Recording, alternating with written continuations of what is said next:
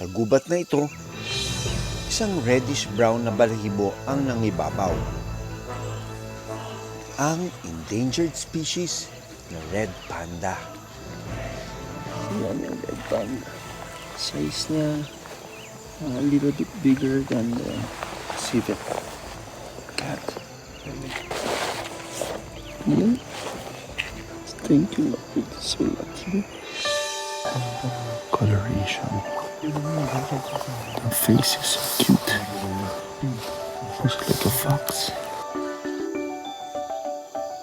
Naabutan naming nagpapahinga ito sa itaas ng puno at nagmamasid sa paligid. Kailangan namin maging tahimik para hindi namin siya mabulabog.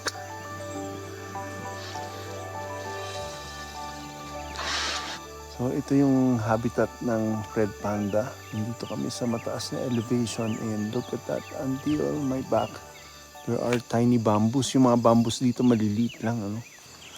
Forest, tapos yun yung mga bamboo, oh. Yung kinakain nila.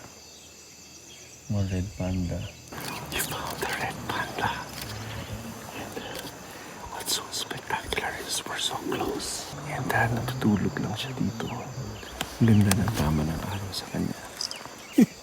The red panda, thank you. It's there. Saw it.